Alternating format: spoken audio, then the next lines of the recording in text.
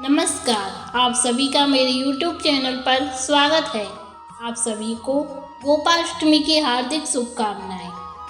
श्री कृष्ण गोविंद हरे मुरारी, हे नाथ नारायण वासुदेवा।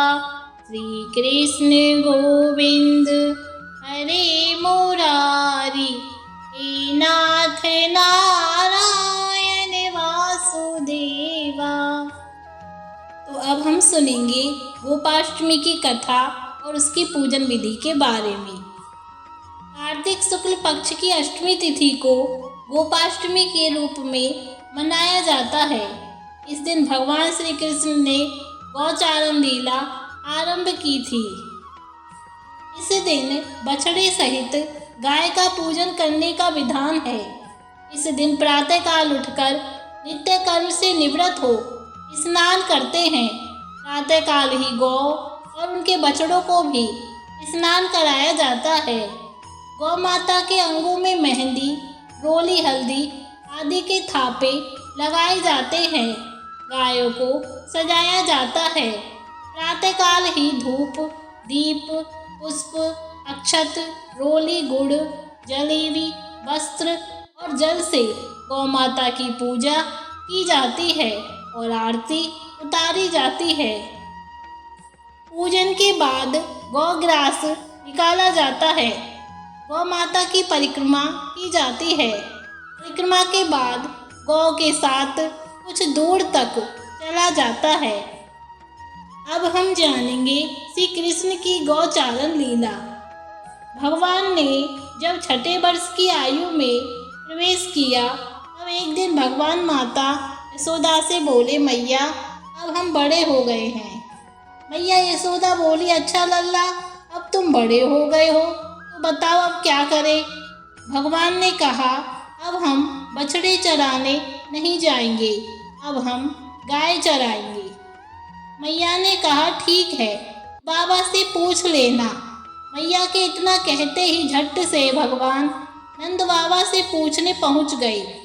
बाबा ने कहा, लल्ला अभी तुम बहुत छोटे हो, अभी तुम बछड़े ही चराओ। भगवान ने कहा, बाबा अब मैं बछड़े नहीं गाय ही चराऊंगा। जब भगवान नहीं माने तब बाबा बोले, ठीक है लाला, तुम पंडित जी को बुला लाओ, वह गौचारण का मुहूर्त देखकर बता देंगे।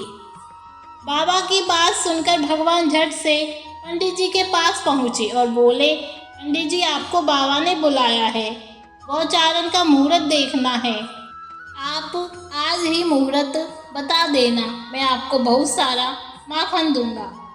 पंडित जी नंद बाबा के पास पहुँचे और बार बार पंचांग देखकर गणना करने लगे। तब नंद बाबा ने पूछा, पंडित जी ये बात है, आप बार बार क्या गिन रहे हैं। पंडित जी बोले, क्या बताएं नंद बाबा जी, केवल आज का ही मुहूर्त निकल रहा है, इसके बाद तो एक वर्ष तक कोई मुहूर्त नहीं है। पंडित जी की बात सुनकर नंद बाबा ने भगवान को गौचारण की स्वीकृति दे दी। भगवान जो समय कोई कार्य करे वही शुभ मुहूर्त बन जाता है।